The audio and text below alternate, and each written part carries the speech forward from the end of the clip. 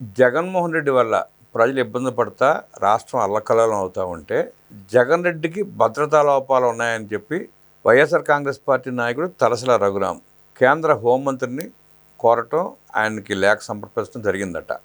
జగన్మోహన్ రెడ్డి వల్ల ప్రజలు నాశనం అయిపోయి, రాష్ట్రం కుదేలైపోయి, వ్యవస్థలన్నీ సర్వనాశనం అయిపోతే అలాంటి జగన్మోహన్ రెడ్డికి భద్రత లేదని తలసల రఘురాం వెళ్ళటం సిగ్గుపడేలా ఉంది. ఆ లేఖ మీద జగన్మోహన్ రెడ్డి అరాచకాలకి భయభ్రాంతులైన ప్రజల గురించి విశ్లేషించడానికి మనతో పడున్నారు సోషల్ యాక్టివిస్ట్ శ్రీలీల అగర్వాల్ రెడ్డి. మరిన్ని విశేషాలు తెలుసుకుందాం. నమస్తే సార్. నమస్తే అండి. జగన్మోహన్ రెడ్డికి భద్రత లోపించిందని, పోలీసులు భద్రత కల్పించడంలో విఫలమవుతున్నారని, ఇష్టానుసారం వ్యవహరిస్తున్నారంటూ తలసల రఘురాం కేంద్రాన్ని కోరాడంటే విచారణ జరిపించమని. మీరు ఎట్లా విశ్లేషిస్తారు దాన్ని? జగన్మోహన్ రెడ్డి 2019కి ముందు పాదయాత్ర చేశాడు. పాదయాత్ర చేసి ఏ విధంగా ప్రజల్లోకి వెళ్ళాడు, మాయమాటలు చెప్పాడు, అబద్ధాలు చెప్పాడు. అధికారంలోకి వచ్చాక ఏం చేశాడో అందరికీ తెలుసు. పరదాలు కట్టుకొని తిరుగుతూ కనీసం అమరావతి రైతుల మొహం చూడటానికి కూడా ఇష్టపడకుండా వాళ్ళని బూట్లు కాళ్ళతో తన్నిచ్చి, ఎలాంటి ఆయన మనస్తత్వం కానివ్వండి, ఆయన ఆలోచన విధానం కానివ్వండి, అందితే జుట్టు అందకపోతే కాళ్ళు అన్నది బయటపడింది. మరి ఈ రోజు కూడా పరదాలు కట్టుకొని తిరగకపోయాడా? ఎవరు రమ్మని జగన్మోహన్ రెడ్డిని అడిగారు ప్రజల్లోకి? ఇప్పుడు నువ్వు ఎక్కడికి వెళ్ళాలనుకుంటున్నావు? అంబటి రాంబాబు ఇంటికి వెళ్ళాలనుకుంటున్నావు, నీ తాడేపల్లి ప్యాలెస్ నుండి.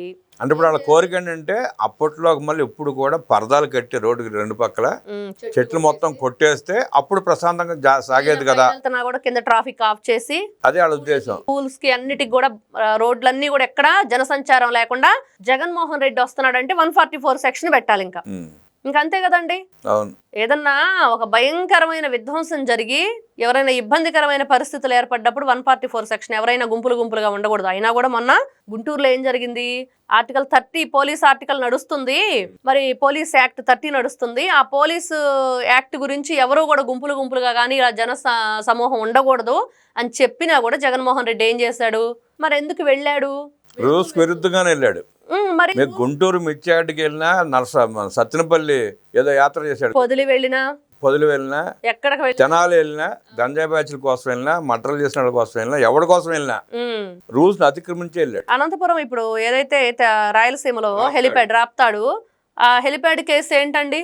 జనాలని అక్కడ పర్మిషన్ ఉందా? మరి జగన్మోహన్ రెడ్డి ఈ రోజున ఎవరైతే తలసల రఘురాం గారు తనకి భద్రత లేదు జగన్మోహన్ రెడ్డి గారికి అని చెప్పారో, వాళ్ళు ఎక్కడైనా సరే పోలీసు ఇచ్చే భద్రతను ఉపయోగించుకున్నారా? వాళ్ళ రూల్స్ ఏదైతే వాళ్ళు చెప్తున్నారు, ఇన్ని వెహికల్స్ వెళ్ళకూడదని. సింగయ్య ఎందుకు చనిపోతాడండి?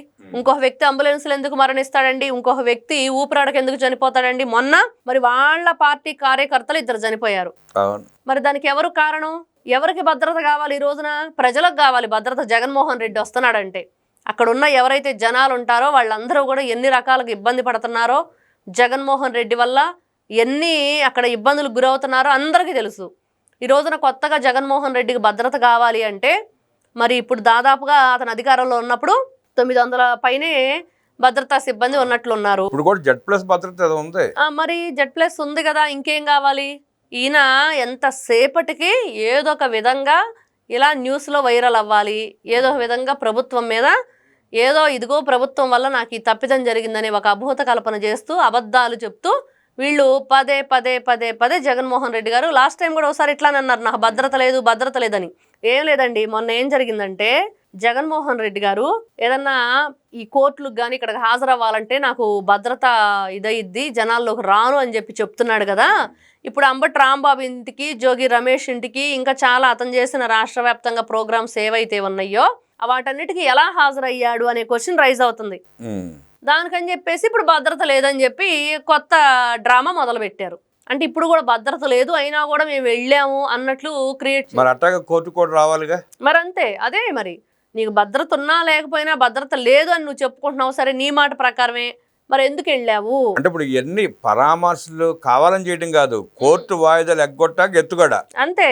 రాంబాబు మీద ప్రేమ కాదు, లేదంటే జోగి రమేష్ మీద ప్రేమ కాదు, ఇంకొక సన్నాస్ మీద ప్రేమ కాదు, ఏం కాదు, కేవలం కోర్టును మబ్బి పెట్టి వాయిదాలు ఎక్కడం కోసం ఎన్ని క్రియేట్ చేసుకుంటారు. శుక్రవారం పూటే వెళ్తాడు, అది కూడా మరి శుక్రవారమే కదా ప్రతిసారి ఆయన ఏ ప్రోగ్రామ్ పెట్టుకున్నా కూడా శుక్రవారం పెట్టుకుంటాడు, కోర్టులకు వెళ్ళడు. శుక్రవారం కలిసి వచ్చిందేమో బాగా. గతంలో కూడా ఆయన శుక్రవారం కోర్టుకు వెళ్లాల్సి ఉంటే వెళ్ళడు అనేది ఎప్పటి నుంచో ఉన్నదే కదా జగన్మోహన్ రెడ్డి స్టోరీ. ఈ రోజున జగన్మోహన్ రెడ్డి గారి గురించి చెప్పుకోవాలంటే అండి, ఆయన ఆంధ్రప్రదేశ్లో 2019 నుంచి 24 వరకు ముఖ్యమంత్రిగా ఉండి ఏం చేశాడు రాష్ట్ర ప్రజలకి, ఆయన వల్ల ఏదైనా ఉపయోగం ఉందా? మరి ఇట్లాంటి ఉపయోగం లేని వ్యక్తికి ఈయనేమన్నా మంచి చేస్తే ఇతని వల్ల ఇదిగో వీళ్ళందరూ లబ్ధి పొందారు, ఇలా ఆయన రాగానే ఇసుకేస్తే కూడా రాళ్ళంత జనం వస్తున్నారు, అందుకని భద్రత కల్పించండి అంటే ఎవరైనా అనుకోవచ్చు. మీరు గంజాయి ప్యాకెట్లు ఇచ్చి, మద్యం పంచి, బిర్యానీ ఇచ్చి, డబ్బులు ఇచ్చి జనాలను పిలుస్తున్నారు. మరి మీరు అవన్నీ కూడా చేయకుండా ఉంటే ఎవరు రారు కదా, ఉన్న భద్రత సరిపోయిద్ది కదా. మరి వాళ్ళు చేసిందే కదా. ఈయన ప్రజలకు మంచి చేసిన వ్యక్తి అయితే ప్రజలు ఆయన కోసం వస్తున్నారు అనుకోవచ్చు. ఈ రోజున నారా లోకేష్ గారు ప్రజా దర్బార్ పెడుతున్నాడండి. ఆయన ప్రజెంటు కూటమి ప్రభుత్వంలో గెలిచి ఎమ్మెల్యేగా మంత్రిగా ఉన్నారు నారా లోకేష్ గారు. మరి ఆయనకున్న భద్రత, అక్కడ సిబ్బంది, వచ్చే జనం, ఉదయం 5 o'clockకే జనాలు అక్కడ ఏ విధంగా క్యూలో ఉంటున్నారు, ఈవినింగ్ 7 o'clock వరకు కూడా అక్కడ ఏ విధంగా నడుస్తుంది అంటే అంతకంటే గొప్ప వ్యక్తి జగన్మోహన్ రెడ్డి కాదు కదా. క్రియేట్ చేసుకుంటున్నారు, ఆడేదో పెద్ద గొప్ప వ్యక్తులా క్రియేట్ చేసుకుంటున్నారు. ఇప్పుడు నారా చంద్రబాబు నాయుడు గారు ఎన్నోసార్లు మరి ముఖ్యమంత్రిగా ఉండి ఆయన రాజకీయ అనుభవం, ఆయన జీవితం, ప్రపంచవ్యాప్తంగా ఆయనకున్న ఏదైతే ఈ జనాలు ఆయన మీద ప్రేమించే వ్యక్తులు ఉన్నారో, ఇంత గొప్ప వ్యక్తిగా ఉన్న వ్యక్తి హైదరాబాద్లో విజయవాడలో ఏ విధంగా ఆ దారుల వెంట తిరుగుతూ ఉంటే, ఏదైతే దీపావళి సందర్భంగా అక్కడ ఉన్న దుకాణదారులందరినీ కూడా మరి మాట్లాడుతూ అవన్నీ కూడా పలకరించినప్పుడు అక్కడ ఎలాంటి భద్రత మనం చూడలేదే. అవును, బీసెంట్ రోడ్లో అనుకుంటా ఆ రోజున ఆ ప్రోగ్రాం జరిగింది. జిఎస్టీకి సంబంధించి దీపావళికి ఏదైతే ఈ వస్తువులన్నీ అమ్మే వాళ్ళు ఉంటారో వాళ్ళ దగ్గరకు వెళ్ళారు. ఆయన అంటే ప్రజలకు మంచి చేస్తున్నాడు కాబట్టి హాని ఏం చేరన్న ధైర్యంతో తిరుగుతూ ఉంటాడు. ఇప్పుడు వాళ్ళు కదా అడగాలి, మాకు భద్రత కల్పించండి, ఇంకా మేము ఇట్లా ప్రజల్లోకి వెళ్తున్నాము, ఇంకా మాకు భద్రత కావాలి అని. జగన్మోహన్ రెడ్డి అని అనేక దుర్మార్గాలు చేశాడు, దొంగతనాలు చేశాడు, దోపిడీ చేశాడు, అంతగా హత్యలు చేపించాడు. అవును, ఎన్ని చేపించినట్టు భయం ఉంటుంది లోపల ఎక్కడో సాట, ఎవరన్నా ఏమైనా చేస్తారేమోనని. అందుకే పరదాలు కట్టుకుని చెట్లు కొట్టేసుకుని తిరిగింది. అవును, కాబట్టి ఎప్పుడైనా సరే మంచి చేసేవాళ్ళు, ప్రజల కోసం మంచిగా ఆలోచించే వ్యక్తులు ఎప్పుడు కూడా భయపడరు. వాళ్ళు ధైర్యంగానే ముందుకు వెళ్తారు, ధైర్యంగానే జీవిస్తారు. ఇలాగా ఏమంటారు, పిల్లులాగానో నక్కల్లాగానో వీళ్ళు ఈ గుంట నక్కల వేషాలు వేసుకుంటూ ఇట్లాంటి కుట్రలు పన్నుతూ ప్రజల మంచి చెడ్డలు ఆలోచించకుండా, ఈరోజు జగన్మోహన్ రెడ్డికి ఏంటంటే భయం, తల్లికి వందనం ఈయన పిల్లాడు వచ్చి ఎక్కడ రాయేసి కొడతాడో అని, ఏ రైతు వచ్చి ఏ కర్ర తీసుకొని కొడతాడో అని. ఇంకా అట్లానే అనుకోవాలి, నువ్వెవరికి మంచి చేయలేదు కదా, ఆ భయాలు నీలో ఉన్నాయని అనుకోవాలి. ఇంకా వాళ్ళు ఎవరో అలా చేసేవాళ్ళు కాదు. కాకపోతే నువ్వు దేనికి భయపడుతున్నావో చెప్తే నీకు భద్రత ఎందుకు లోపిస్తుంది, నువ్వు చేసిన చెడ్డ పనుల వల్ల నీకు ఎవరైనా ఇబ్బంది పెడతారని చెప్పి అవన్నీ కూడా లిస్ట్ రాసిస్తే జగన్మోహన్ రెడ్డి, ఇదిగో నేను వీళ్ళకి అన్యాయం చేశాను, వీళ్ళకి అన్యాయం చేశాను, వీళ్ళ వల్ల నాకు ప్రాణహాని ఉందనో లేకపోతే ఈ విధంగా భయపడుతున్నానని చెప్తే క్లియర్గా అందరికి అర్థమైంది, ఓహో జగన్మోహన్ రెడ్డి గారు దీనివల్ల భయపడుతున్నారంట, మరి అందువల్ల ఈయనకి ఇట్లాంటి కేటగిరీ ఇవ్వాలంట, ఇప్పుడున్న Z+ సరిపోవట్లేదంట అని చెప్పేసి ప్రతి ఒక్కరికి తెలుస్తుంది. ఈ రోజున భయం భయం భయం దేనికి? మీకు తప్పు చేశారు కాబట్టి భయపడుతున్నారు, వణికిపోతున్నారు ఎందుకన్నా మరి. అది కాబట్టి తలసిల్ రఘురామ్ గారు ఒక్కసారి ఆలోచించుకొని మరి జగన్మోహన్ రెడ్డి గారికి భద్రత కరువైందా, లేకపోతే జనానికి చేసిన అన్యాయానికి భయపడుతున్నాడా అనేది క్లారిటీ తీసుకుంటే బాగుంటుంది. జగన్మోహన్ రెడ్డి ఏ కార్యక్రమం చేసినా ఏం చేసినా భవిష్యత్తులో దేనికోసమో తయారు చేసుకుంటాడు తప్ప ప్రస్తుతం అతనికి వచ్చిన ఇబ్బంది ఏమీ లేదు.